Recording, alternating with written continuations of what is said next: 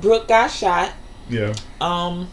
She was lying on the floor, shot for what appears to be several minutes. She got shot in the stomach where a bunch of vital organs are. Yeah. It went through her, and it went straight through. Yeah. She walked. She first of all laid there, had a whole conversation, walked down to the side of the road, talked some more, gave a long goodbye kiss to Ray, passed out, and she's still alive. Like,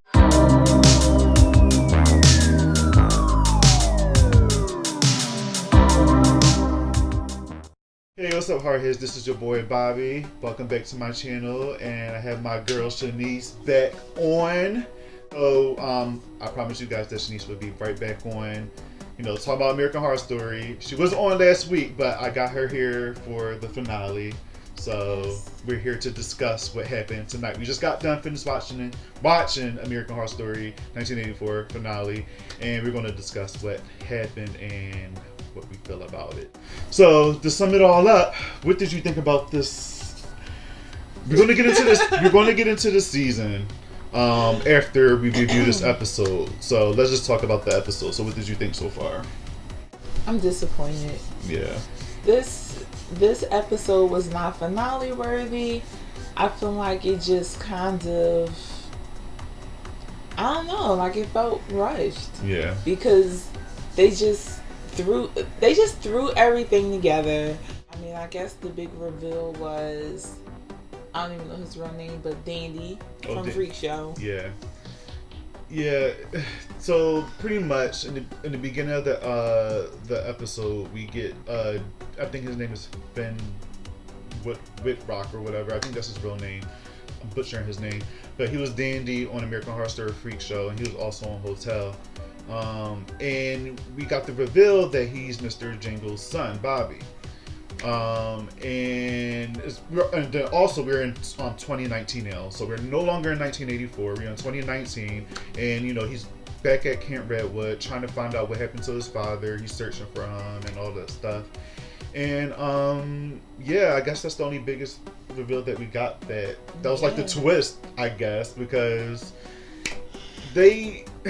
people been promoting this and made it seem like we was going to get some big twist or something at the end of the season, just because it's the last episode's the season finale, and as you guys know, American Horror Story, all the seasons are connected together.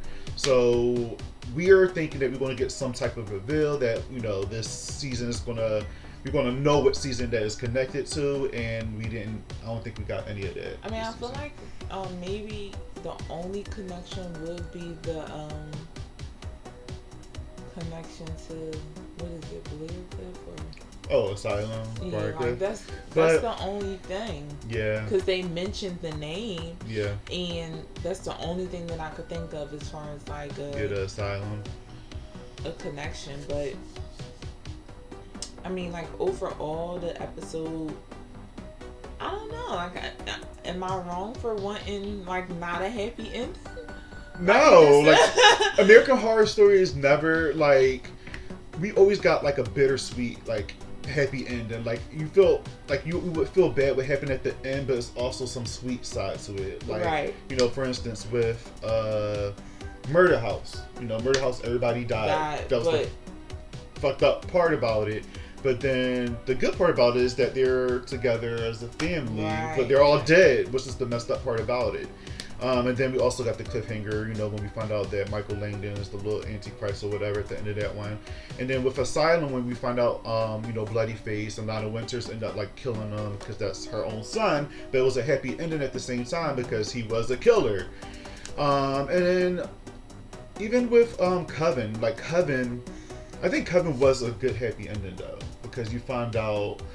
No, actually, no. Not really, because the witches died. Yeah, the witches like, died. All of them died. So it was like, like everything was like, all right, all this tragic stuff happened, but then they got happy. Yeah. I mean, I guess that's what they trying to do here because all these people died, but I mean, the tragic stuff happened in 1989, right. And now it's 2019. Exactly. It's like, like whatever.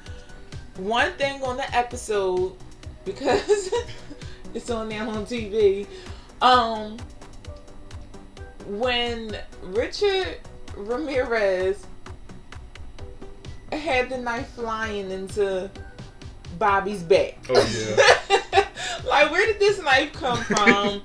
Why does he have all these magical powers? I mean, like, I know he's all into Satan and everything like that, but it's just like, I mean, if they was going to make that like a major thing, then they should have went more into it. Like, we don't know how he got that way, why he got that way. Well, I mean, I guess we know why he's killing, but the whole Satan thing is just like, it's kind of random because we know that he worships Satan and stuff, but like why him specifically is chosen, and why is he like, all right, he sold soul to the devil, so that's the reason why he keeps coming back. All right, cool, but like why him? You know what I mean? Like it's kind of bizarre and weird, but I don't know. They didn't really dig too deep into it, and the season. Now that I think about it, now that the season's over, I feel like the season is mostly pretty much about him.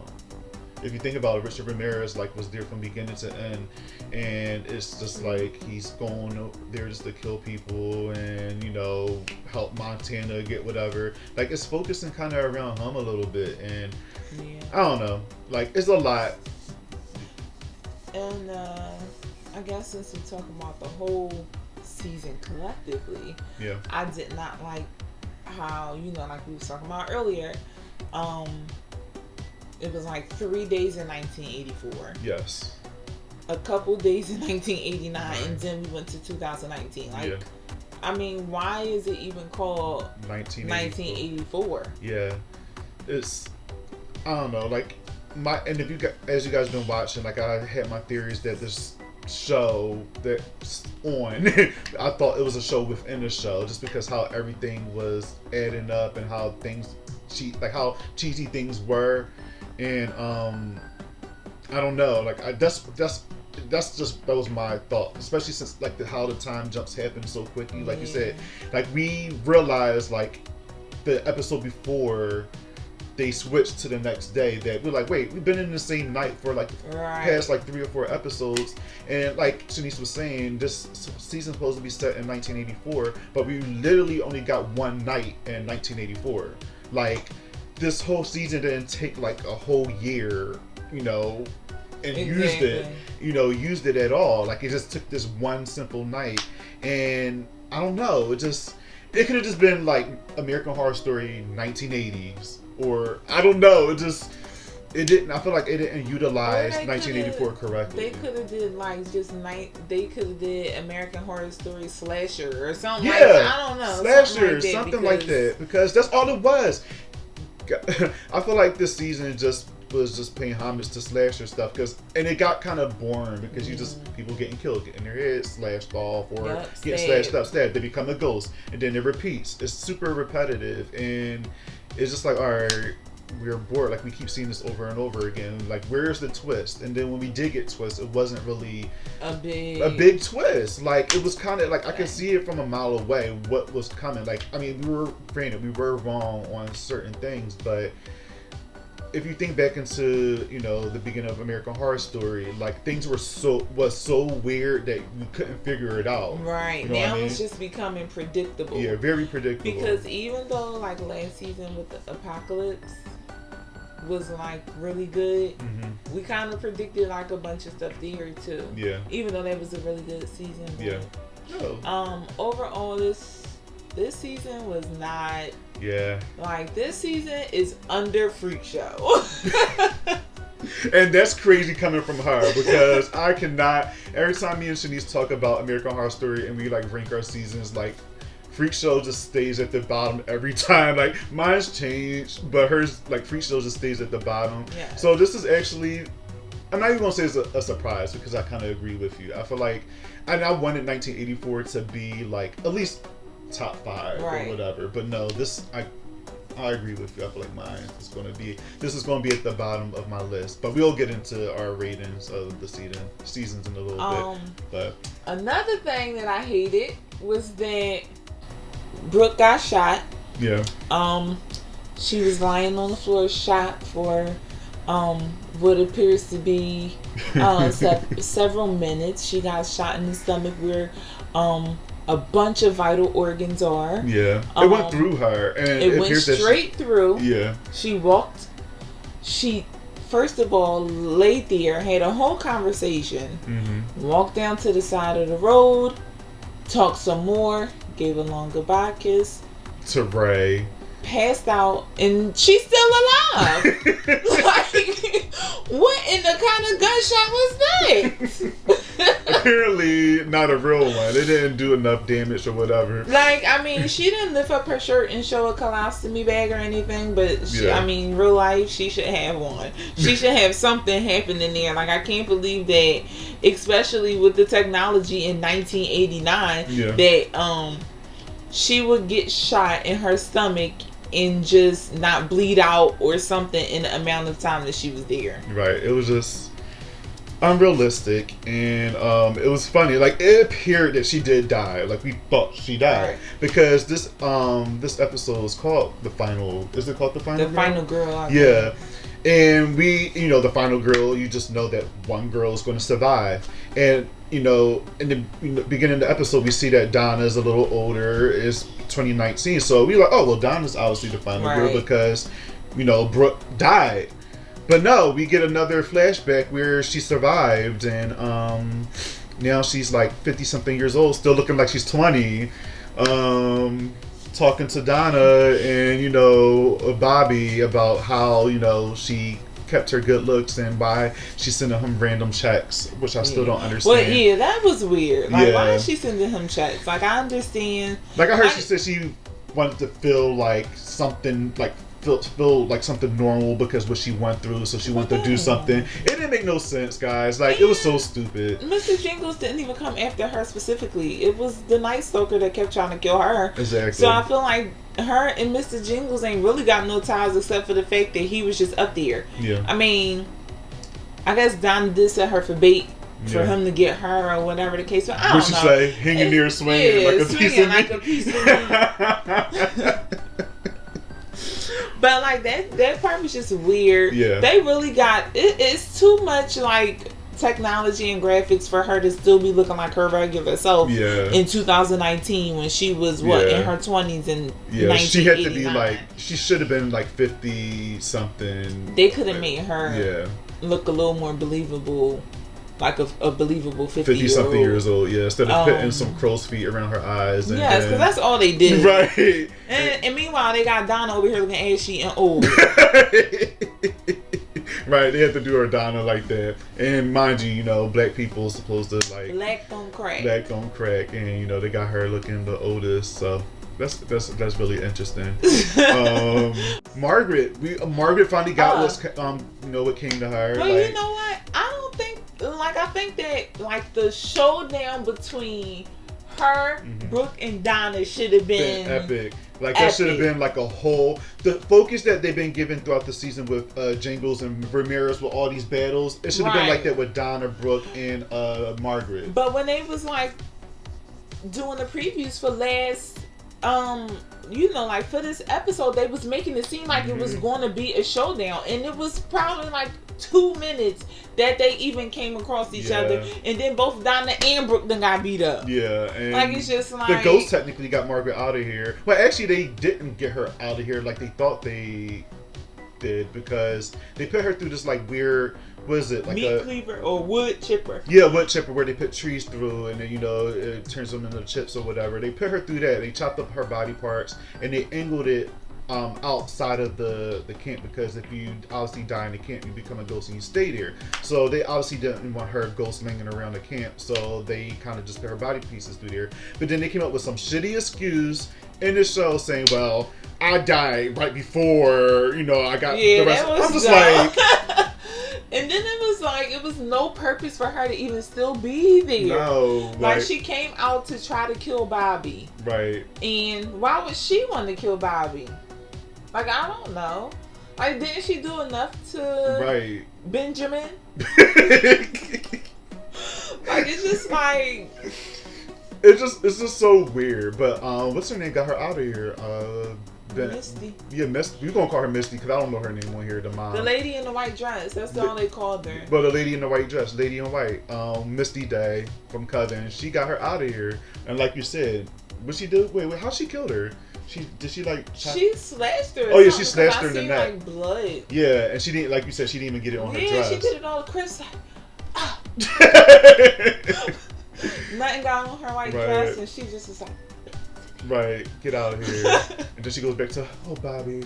Yes. So, like, honestly, if this season ended up being based on Mr. Jingle's life in the 80s and her being like a main character too, probably would have turned out so much better, because the best episode, even though it was more than just one good episode, the best episode was when they introduced the lady in white, because she had like, I don't know, it was just like crazy, because she had like so much anger, and it was horror there, and then it was like, you know, emotion, like I don't know, like she just brought something to the show it's that emotion the other characters didn't for me. Yeah, so. It's emotion. Like, that's one thing about this show, even though the show is campy, and one thing we love about American Horror Story is that the emotion that you feel in the season with the horror, like again going back to Murder House, where you felt bad for even her character when she was a ghost on there and she lost her son, even though she was just a backstory, but you felt bad for her, you felt bad for just the daughter when she found out she was, like, it was a whole bunch of emotion in there, so it kind of helped with that, and she brought that back in that last episode. Because to be honest, I didn't feel bad for no people. Like, it just was weird. Like, I didn't care that they were dying. It just was too much all over the place. Yeah. Like with the Night Stalker with Mr. Jingles, and then you had all of them trying to kill each other. Yeah. Like, it just was too much happening. Too much. Like, it was like really no character development, really. And I feel like if Donna died, I probably would feel a little bit bad just because I got attached to her a little bit. Oh yeah, I did. I like Donna, so if she died, I would have been like, oh damn. Because I like her better than all the other people that they had on here. Nobody died that I really cared about. Yeah. You know, I really didn't want Mr. Jingles to kill himself. Yeah, I didn't want that either. That's what I'm saying. Not to cut you off, but I really would have liked it to be a little more about him and him getting revenge and his mom, like, just because that right there, his whole little life and how his mom treated him so bad, like that could have been the season right there. Yeah, like that was just some shit right there. Like, he could have just got treated so bad that he turned into a goddamn killer. Just like that could have been the season right there. Ryan Murphy, if you watching this, or the writers or whoever, look, that's what you guys could have done right there. Contact us, because we got some ideas for y'all. We will come out to wherever y'all are and sit with y'all around the American Horror Story. Our contact information is here. Our handles are right here. And we will DM you, Ryan. Or DM us if you're watching. Please, we got some great ideas. You know, we've been talking about this for a while. We got some amazing ideas. The season, it was fun, but I don't know. It wasn't it. Yeah, it wasn't it. It wasn't it. Unfortunately, again, I missed the surprise and twist. I missed I miss Sarah Paulson. I miss Evan Peters. I miss Kathy Bates. I miss Angela Bassett. Like, I miss all our people. The thing is that, not to discredit any of the actors and actresses, but if you're going to replace the really good, strong actors and actresses, then it need to be good. And I just think that coming from the beginning, where you did have people like Jessica Lange and Kathy Bates and Angela Bassett, and like just having those type of people, and then going to these, you know, the younger folks, where it's just like, I don't know. It's just maybe it's just, are we stuck in the past? Are we?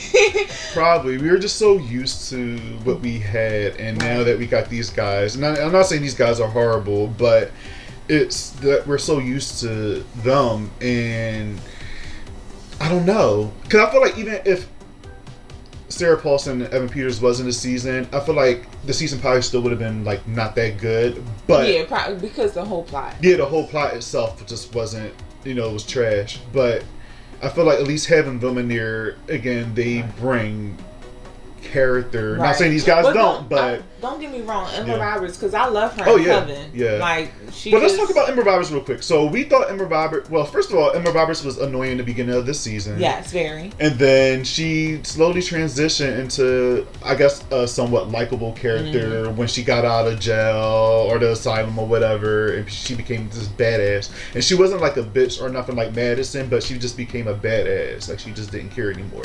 And I like that version of her. So I like how her character transitioned from being like this, whiny little girl that answered random phone calls and kept, going out to the killer's way and try to get killed. And now we see her as a, badass and not taking shit and just, hooking up with Donna and just doing her thing. For a list of a ranking of our favorite seasons, we're gonna do from the favorite to the least favorite. And you want me to go first? Yes, you go first. Okay.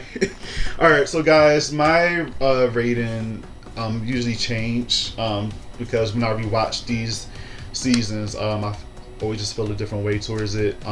But right now, this is how my ranking goes. So right now, I have Murder House, and I know I told you before that it was Asylum, but I don't know. I'm going back to Murder House. I can never say murder. So like horror. Like horror. Murder. So I'm gonna go in order, and it goes in the order. Pretty much my list is kind of in order up until like the fourth one. So I got Murder House. I have Asylum. I have Coven. I have Hotel. I have after Hotel. I'm actually going to change this. I'm going to go to Apocalypse. I just thought about some things. I thought about some things real quick, and the reason why I like this. So Apocalypse, Roanoke. I have Freak Show, Cult, and then 1984. So that's my order of how my seasons go, and they usually change. I usually have Asylum above Murder House, but I don't know. It's something about the very first season that I never forget. The very first time I watched Murder House and the feeling that I had watching the twist stuff happen. So and I keep going back at it. But I love Asylum so much because of how dark it is and twisted, and just Lily Rabe's, Misty Day, she's like my favorite character on there, along with Jessica Lange. Jessica Lange did amazing on there. And I always contemplate going back and forth between those two seasons, but I always go back to Murder House being my first one because, again, like the feeling of watching it for the first time and then the twist and just finding out how things happen, and then just, I don't know, it was just crazy. But I'm gonna end that there. You go with yours. All right. So my list goes Murder House, Coven, Apocalypse, only because I just love all those three of those. Yeah, they like my top. And then especially with like Coven, just like I just love seeing like women be badasses, and seeing Jessica Lange and Angela Bassett in the roles that they were in, like I loved it. Yeah. So, and then I love how they incorporated everything in Apocalypse, even though I did feel like the first couple episodes were kind of a little slow. Yeah. It really picked up and it ended up being good. Yeah. Kind of threw you off because you didn't know like when the witch was coming, like what was going on. But. So Roanoke. Do you like that better over Hotel? Yeah. Okay. Roanoke, Hotel, Asylum, Cult, Freak Show, in 1984. So we both agree that 1984 is at the very top. I don't know. Maybe next year when we're doing this again with the new season, maybe 1984. Maybe we haven't changed. Probably not. I don't know. I'm hoping that they really like get it together because I feel like you know how when you have movies and you have like a part 2 and a part 3, it has to be above the first one. Like it's not good if all the other seasons are not better than Murder House. Like I just feel like once you have a good show or a good movie or anything, you gotta top that. Yeah. And even though, I mean, nothing topped Murder House to me because I don't know if it's because it was new, but it just was like, I don't know. It was like weird, but then it kept you interested because it kept you like, it was so weird where he's like, I have to find out next week what the hell is going on because how that shit ended, I need to know. Yeah, and then again, to mention the twist and like the stuff that you find out, like when Violet, like that's gonna my goodness, that was my favorite part when Violet first found out she was dead and how she was trying to go to school. Her dad was taking her to school. Yeah, and she kept being out the car, like and then she found like her dead body, like in the attic or whatever. My goodness, because like, what should call him children? Yeah, what was his name again? Who Evan Peter Tate. Showed her body, but and it made it seem like he saved her from taking those pills, but then in actuality she really died. So that was crazy. Like watching it for the first time, you're just like, yo, we thought she survived. We thought she was alive the whole entire time. And she was an introvert, so she never really like got out the house. Really, she stayed in the house most of the time. So that played well until what happened. Mm-hmm. And I feel like we really don't have much of that in these seasons of American Horror Story going on now, which is just like I kind of miss that. You know what I mean? Yeah. It's just like. Bring back some of our faves, at least for cameos. Like it would have been so good if like Sarah Paulson made a cameo, or like I don't know, like we said early on when we did it, like our first review or one of the reviews we did, but like they could have been like a camper coming through, or like something. I don't know, but I mean the only cameos we got in '84 was. Well, being as though we watching it now, we got Bobby. He was on the other seasons. Then we got Lily Rabe, who plays Misty Day, which again she stole the freaking season, I guess, for us. So she did it because she's an alumni. Dylan McDermott, who played the father, and Bloodyface on Asylum. He made an appearance on here, and I think that's it. I don't think anybody else that we were from. Oh yeah, and Leslie Jordan, the little guy. But he don't really count because he's. Roberts. But did you say her? Because she was on the last one. But I don't like her character. I don't like her. I don't like how she was on. Leslie Grossman, who plays Margaret on here, like, and she played the Chanel, whatever, on Apocalypse. Yeah, we can do without her. Like her characters. She was on Cult too. I forgot. Her characters are just.